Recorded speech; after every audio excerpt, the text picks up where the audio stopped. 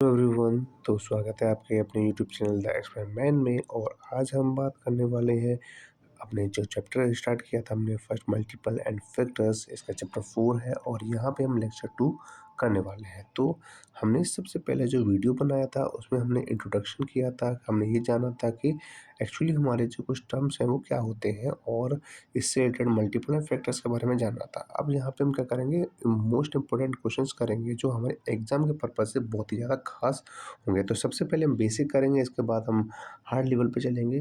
तो धीमे धीमे करके हमारे अगली वीडियोज़ में भी आपके आने वाली उसमें बेहतरीन से बेहतरीन क्वेश्चन करेंगे जो आपके एग्जाम में कोई भी क्वेश्चन आपसे ना छूटे। ठीक है, तो चलिए वीडियो को शुरू करते हैं। तो इसमें सबसे पहला जो क्वेश्चन दिया गया है वो बोला गया है greatest two digit prime number, यानी कि टू डिजिट का ग्रेटेस्ट प्राइम नंबर क्या होता है। देखिए 99 क्या होता है, एक कंपोजिट नंबर होता है। 93 भी क्या होता है, कंपोजिट नंबर होता है। कैसे होता है 99 आपका कैसे हो सकता है, 11 से भी हो सकता है, 33 से भी हो सकता है। इसका मतलब क्या है, ये 1 से भी हो सकता है और इसका 99 से भी हो सकता है। वहीं हम बात करें यहाँ पे 93 और कैसे हो सकता है, ये आपका 31 से होता है, 1 से भी होता है और आपका 93 से भी होता है। तो ये क्या है, आपके कंपोजिट नंबर है। 89 हमारा एक प्राइम नंबर तो है लेकिन ये ग्रेटेस्ट नहीं है। तो हमारे पास ऑप्शन क्या बचा, सिर्फ 97 बचा। 97 is the greatest two digit prime number. ठीक है ना। अब बढ़ते हैं अगले क्वेश्चन की तरफ। हमारा अगला क्वेश्चन हमसे कह रहा है how many numbers less than 100 are prime number, यानी कि 100 नंबर्स हैं और 100 नंबर में से अगर पूछा जाए कि 100 नंबर्स तक कितने ऐसे नंबर्स हैं जो प्राइम नंबर है, तो ऑब्वियसली हम आंसर देंगे 25। कितने देंगे, 25। अगर आपको समझ नहीं आया हो तो आप क्या करिए, आप 1 से लेकर 100 तक आप अपनी कॉपी में प्राइम नंबर लिखिएगा, जैसे 2, 3, 5, 7, 11, इस तरह के डॉट डॉट डॉट आगे तक लिखते जाइएगा। तब आप फिर काउंट करिएगा। काउंट करने के बाद आपको पता चलेगा कि इनकी जो संख्या आ रही है, नंबर्स आ रहे हैं वो कितने हैं, 25 ही आ रहे हैं। ठीक है ना। आपको किसी प्रकार की कोई भी दिक्कत नहीं आएगी। अब घर पे थोड़ा करके देखिएगा। ठीक है। और जिन लोगों ने मेरी फर्स्ट लेक्चर नहीं देखा तो पहले आप फर्स्ट लेक्चर को देखें, इसके बाद सेकंड लेक्चर को देखना शुरू करें। अब इसमें आपका जो अगला क्वेश्चन है वो क्या है, वो कह रहा है कि 42 के जितने भी फैक्टर्स होते हैं उन सबको सम करिए। तो 42 देखो, 42 क्या था, 1 से भी डिवाइड हो सकता है, 2 से भी डिवाइड हो सकता है, 3 से भी डिवाइड हो सकता है, 6 से भी डिवाइड हो सकता है, 7 से भी डिवाइड हो सकता है, 14 से भी डिवाइड हो सकता है, 21 से भी डिवाइड हो सकता है और लास्ट हमारा 42 से भी डिवाइड हो सकता है। आपको मैं एक बात बता देना चाहता हूँ कि ये जो लास्ट हमारा जो 42 है वो खुद एक ऐसा नंबर है जो ग्रेटेस्ट नंबर होता है और फर्स्ट एक ऐसा नंबर है जो स्मॉलेस्ट नंबर होता है किसी भी फैक्टर के लिए। ठीक है ना। अब मुझे क्या करना है, इन दोनों का इन सभी नंबर्स का सम करना है। जब मैं इन सब का सम करूँगा तो मेरे पास आंसर आएगा 96। कितना आएगा मेरे पास आंसर इसका, 96, जो क्या हो जाएगा, option number B right answer हो जाएगा। ठीक है ना। अब बढ़ते हैं अगले क्वेश्चन की तरफ। क्या अगला क्वेश्चन क्या कह रहा है, तो इसमें अगला क्वेश्चन क्या है, अगला क्वेश्चन हमसे कह रहा है कि how many common factors to a prime number and a composite number, यानी कि आपके पास एक प्राइम नंबर है और आपके पास एक कंपोजिट नंबर है। ठीक है ना। हमारे पास एक कंपोजिट नंबर है। तो देखिए, मान लेते हैं प्राइम नंबर आपका एक 3 है और मान लेते हैं कि ये प्राइम कंपोजिट नंबर आपका 4 है। तो देखिए इसमें सबसे पहले क्या है कि कोई भी नंबर जो होता है वो 1 से तो डिवाइड हो सकता है। पहले तो कॉमन नंबर हो गया। ठीक है। अब दूसरा कॉमन नंबर क्या होता है, वो खुद होता है। क्या होता है, खुद। यानी कि खुद का मतलब क्या हो गया, इसका 3 हो गया, इसका 4 हो गया, तो इसका मतलब क्या होगा, इटसेल्फ। क्या हो जाएगा इसका, इटसेल्फ हो जाएगा। यानी कि वो दो कॉमन होते हैं, एक 1 होता है और एक वो खुद होता है। तो इस तरीके से इसका आंसर हो जाएगा ऑप्शन नंबर सी हो जाएगा 2। ठीक है ना। अब हमारे पास जो अगला क्वेश्चन दिया गया वो क्या कह रहा है, a number which has more than 2 factors is called. जैसे कि मैंने कहा कि पहले पहला लेक्चर देखिए, इसके बाद आप यहाँ पे आइए। तो मैंने क्या कहा कि जो कंपोजिट नंबर होता है उसके मोर देन 2 फैक्टर्स होते हैं। क्या होते हैं, मोर देन 2 फैक्टर्स होते हैं। और प्राइम नंबर जो होता है उसके कितने फैक्टर्स होते हैं, सिर्फ 2 ही फैक्टर्स होते हैं, 2 ही फैक्टर्स होते हैं। ठीक है ना। तो अगर किसी भी नंबर के 2 से ज़्यादा फैक्टर है तो इसे कहा जाता है कंपोजिट नंबर। तो इसका आंसर हो जाएगा को कंपोजिट नंबर, यानी ऑप्शन नंबर सी। और जैसे ही मैंने बताया था कि प्राइम नंबर क्या होता है, इसके 2 फैक्टर्स होते हैं, तो मैंने यही बताया था कि को प्राइम क्या होता है, को प्राइम क्या होता है, जिसका एचसीएफ हमेशा क्या है 1 आए, उसे हम बोलते हैं को प्राइम। और ट्विन प्राइम का मतलब क्या होता है, कोई दो ऐसे प्राइम नंबर जिनका बीच का जो डिफरेंस आए वो क्या है, हमेशा 2 आए, तो उसे कहते हैं ट्विन प्राइम नंबर। ठीक है ना। अब इसमें हमारा अगला क्वेश्चन क्या कह रहा है, अगला क्वेश्चन कह रहा था difference between greatest and smallest factor of 78। तो अगर मैं 78 के अगर मैं फैक्टर करता हूँ तो सबसे बड़ा जो फैक्टर होगा वो क्या होगा, 78 होगा। सबसे छोटा कौन सा होगा आपका, 1 होगा। और अगर मैं इन दोनों को माइनस कर दूंगा तो माइनस करने पर मुझे मिलेगा 77 आंसर। तो हो जाएगा हमारा ऑप्शन नंबर ए। क्या हो जाएगा, ऑप्शन नंबर ए हो जाएगा। ठीक है। अब वो क्या कह रहा है, the common factors of 6, 8 and 16। तो देखिए एक बात ध्यान रखिए, कॉमन फैक्टर 1 से तो डिवाइड हो ही सकता है वो नंबर। अब इसमें आप देख सकते हैं कि ये 6, 8 और 16 ये 2 से डिवाइड हो सकता है इन सभी। क्या इसके अलावा कोई और नंबर है जिससे 6 भी डिवाइड हो, 8 भी डिवाइड हो, 16 नहीं है भाई। तो इसके सिर्फ दो ही ऐसे कॉमन फैक्टर हैं, तो हो जाएगा ऑप्शन नंबर सी हो जाएगा इसका आंसर। ठीक है ना। ऑप्शन नंबर सी इसका करेक्ट आंसर हो जाएगा। अब बढ़ते हैं आगे। अब हमसे क्वेश्चन अगला क्या कह रहा है, वो कह रहा है कॉमन फैक्टर्स ऑफ 12, 16 एंड 24। तो देखिए अगर मैं तीन नंबर्स की बात करूँ तो ये तीनों के तीन नंबर 1 से तो डिवाइड हो ही जाएंगे। अब क्योंकि सब इवन नंबर हैं तो 2 से भी डिवाइड हो जाएंगे। अब क्योंकि हर एक नंबर का जो फैक्टर है वो 4 भी हो जाएगा। 4 3 जा कितना होता है 12, 4 4 जा 16 होता है, 4 6 जा 24 होता है। ठीक है ना। क्या इसके अलावा किसी और से हो सकता है, 6 से नहीं हो सकता। ठीक है ना। 6 से नहीं हो सकता। तो इसका मतलब 6 से नहीं हो सकता, तो हमारे पास सिर्फ ऑप्शन कितने बचे जाते हैं, 3 बचे जाते हैं, 1 2 4। क्या बच जाते हैं, 1 2 4। तो इसका मतलब क्या हो जाएगा, ऑप्शन नंबर ए हो जाएगा, जो कि क्या है 1 2 4 है। यही इसके कॉमन फैक्टर्स हो जाएंगे। इसके अलावा कोई भी कॉमन फैक्टर इसका नहीं होगा। इसका मतलब ये है कि अगर देखो अगर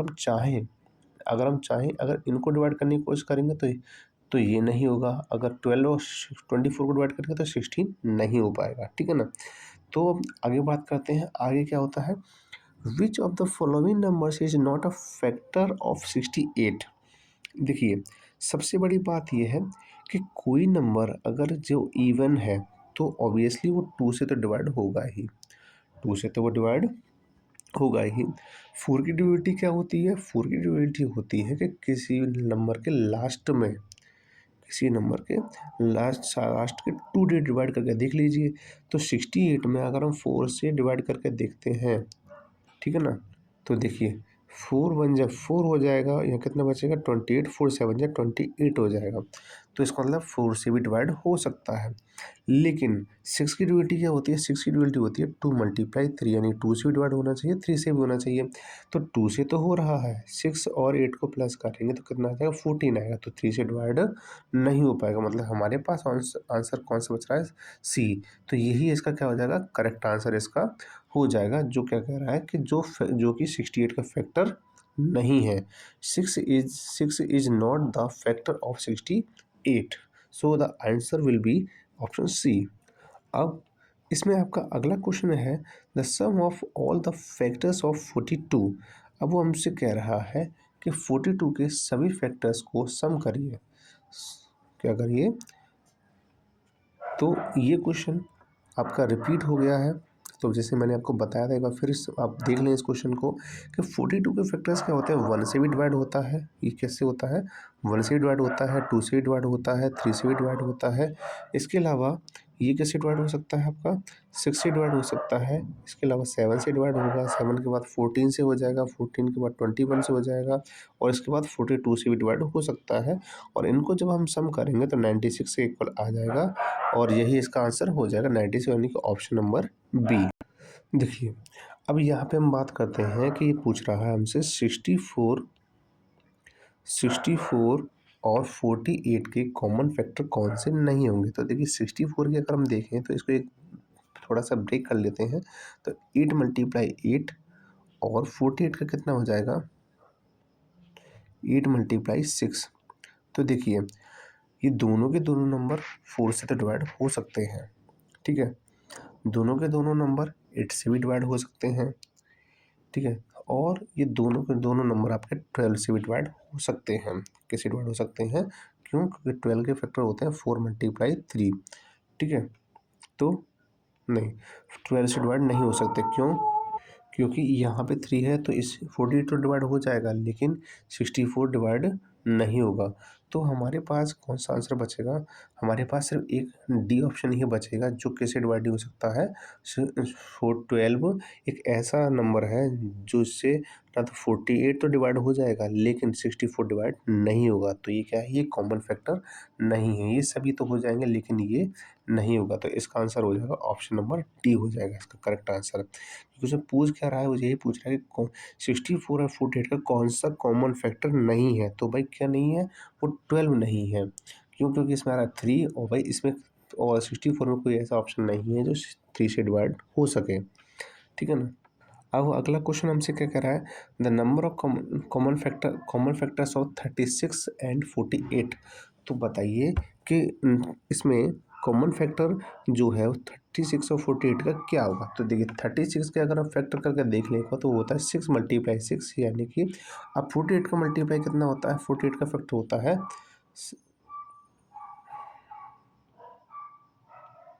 6 × 8 होता है, ठीक है ना। अब देखिए 5 से तो किसी कंडीशन में डिवाइड हो नहीं सकता, क्योंकि 5 की जो डिविजिबिलिटी होती है वो क्या होती है? या तो 0 आए लास्ट में या फिर 5 आ जाए, ठीक है। इसके अलावा 6 से हो सकता है, हो सकता है। इसके अलावा ये 6 से हो सकता है। इसके अलावा ये 7 से नहीं होगा, 8 से भी नहीं होगा। तो इसका मतलब ये हुआ कि इसका जो एग्जैक्ट आंसर है वो क्या है? ऑप्शन नंबर बी हो जाएगा। क्या हो जाएगा? ऑप्शन नंबर बी हो जाएगा, क्योंकि इसमें यही पूछ रहा है कि कॉमन फैक्टर क्या है, तो वह 6 है। बाकी नहीं हो सकते। 5 की ड्यूटी 5,0 होती है, 7 की ड्यूटी अलग होती है, 8 की ड्यूटी अलग होती है।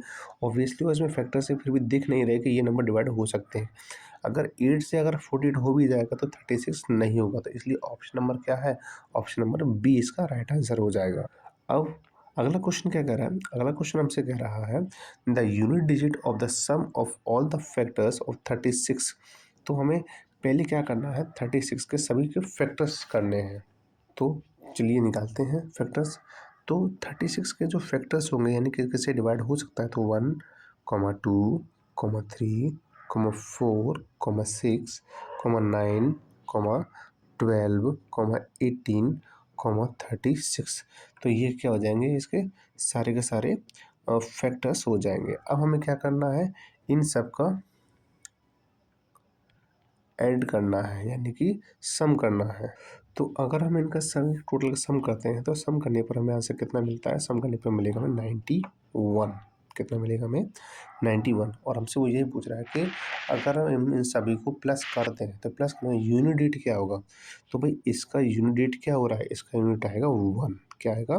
1। तो ऑप्शन नंबर क्या हो जाएगा? ऑप्शन नंबर आपका हो जाएगा ए। क्या हो जाएगा? ऑप्शन नंबर ए हो जाएगा, ठीक है ना। तो चलिए आज का वीडियो यहीं पर समाप्त होता है। अब मिलते हैं आपकी नेक्स्ट वीडियो में, और नेक्स्ट वीडियो में हम और भी बेहतर क्वेश्चन लेकर आएंगे आपके लिए। तो आप को अगर ये वीडियो पसंद है तो आप इसे दूसरों तक भी शेयर करिए, जिससे कि दूसरों भी आप इन क्या हो पाए पढ़ सकें और वो भी तैयारी कर सकें। सिर्फ क्योंकि जैसे मैंने पहले कह चुका हूँ कि ज्ञान हमेशा बांटने से बढ़ता है, ठीक है। तो ज्ञान को बांटिए। अब चलिए मिलते हैं अगली वीडियो में। तब तक के लिए आप खुश रहें, स्वस्थ रहें और पढ़ते रहें।